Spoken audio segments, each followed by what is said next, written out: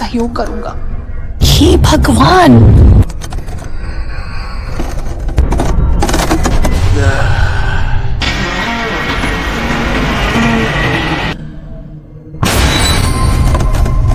ये इस साल की थाईलैंड की सबसे नई हॉरर फिल्म सच्चाई के पीछे है। सामग्री अत्यधिक डरावनी है, कृपया सभी दर्शक इसे संयम से देखें। पहले दिन ये भाई बहन अपने नाना नानी के घर में आए। लड़के ने दीवार में एक छेद देखा और धीरे धीरे उसमें झांकने लगा। उसने देखा कि सामने वाले कमरे में रोशनी धुंधली थी और दरवाजा धीरे धीरे खुल रहा था।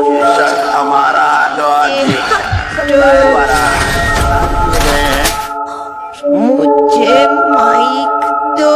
वह मुझे नहीं जानता। नहीं, वह तुम्हें नहीं जानता। सही है, अब घर वापस जाना है और मम्मी पापा से कहना है ओके। शाम को बड़ी बहन ने दीवार पर अजीब छेद की ओर इशारा किया और दादाजी को दिखाया। लेकिन अजीब बात थी कि दादाजी उसे देख नहीं सके।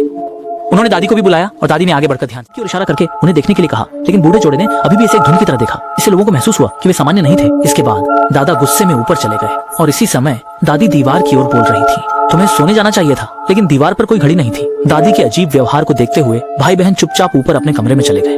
दोनों अभी भी पिछली घटना के बारे में बात कर रहे थे। न केवल इस घर में समस्या थी, बल्कि नाना नानी का व्यवहार भी बहुत अजीब था। कोई आश्चर्य नहीं कि माँ कभी उन्हें यहाँ नहीं लाती और नाना नानी के बारे में कभी बात नहीं करती।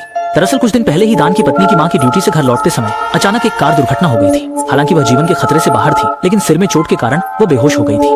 बाद में दोनों बुजुर्ग उन्हें अपने घर ले गए, लेकिन उन अजीब बुजुर्गों के कार्यों से भाई बहन बहुत दबाव महसूस कर रहे थे। दादी ने पहले उनकी पालतू बिल्ली को फेंक दिया और फिर हर दिन छोटे भाई को एक गिलास दूध देती थी और उसे पीना पड़ता था। बहन अपनी माँ के बिस्तर के पास रोते हुए आई, प्रार्थना की कि वह जल्द से जल्द जाग जाए। छोटे भाई को फिर से गुफा से आवाज आई।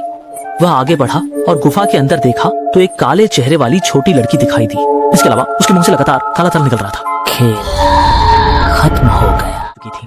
सो रहे भाई बहन को अजीब आवाज से जाग गए और उन्होंने देखा कि उनकी दादी जैसे किसी जादू के प्रभाव में जमीन पर बकवास कर रही थी।